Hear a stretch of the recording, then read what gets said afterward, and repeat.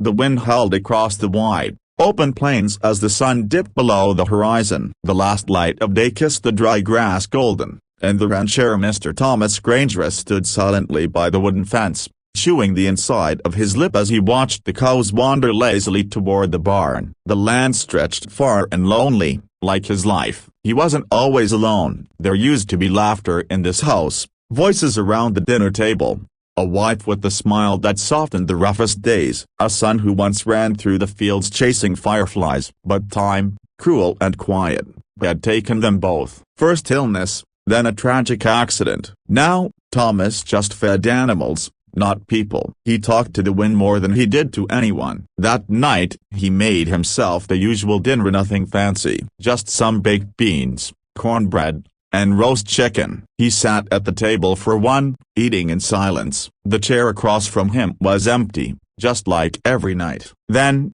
just as he scraped the last bit of beans from his plate, a soft knock came at the door. He wasn't expecting anyone. The nearest neighbor was 10 miles away. He slowly walked to the door, opening it with a suspicious glance, and what he saw gave him pause. A young woman stood there, thin, wearing an oversized coat that had seen better days, her hair tangled from the wind. Her eyes big, dark, and tired, looked up at him with a strange mix of fear and hope. "Sir," she said softly, voice shaking from the cold, "may I have your leftovers?" Thomas blinked, unsure he heard her right. Most people wouldn't ask that bluntly, but there was no begging in her tone, no shame, just honesty. "I'm not here to steal or cause trouble," she added quickly, "just a broken bar hungry." For a moment, he said nothing. Then, without a word, he turned around, grabbed the rest of the chicken and cornbread, and handed it to her on a plate. She took it with trembling hands and whispered a thank you like it was a prayer. But she didn't walk away. She just stood on the porch, slowly eating, savoring every bite as if she hadn't eaten in days. Thomas watched her silently. "You got somewhere to go?"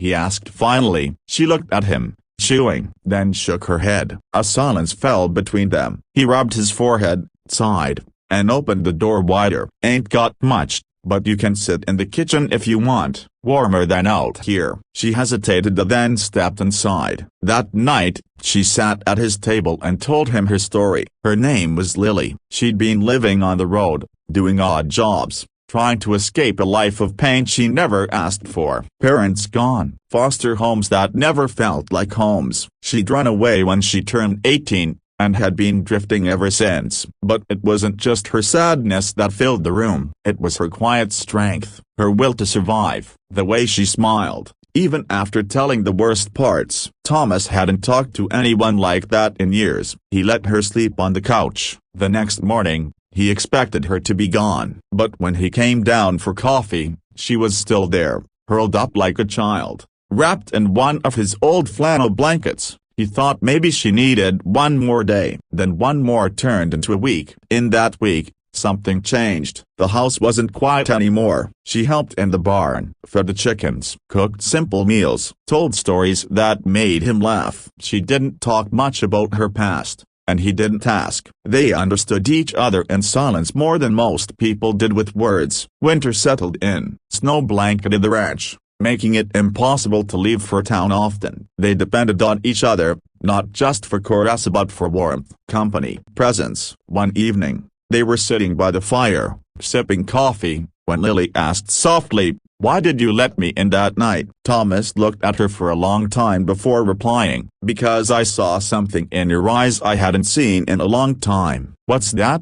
she asked. "Life," he said, even if it was hurting. Tears welled up in her eyes, but she wiped them quickly and smiled. Spring came, the snow melted, the land came alive again. And so did Thomas. He wasn't just feeding animals anymore. He was laughing again, fixing fences with someone by his side, cooking for two. It wasn't romance, not at first. It was healing. And healing looks different for everyone. Then one morning, Lily stood by the barn, holding a letter in her hand. Her fingers trembled. "What's that?"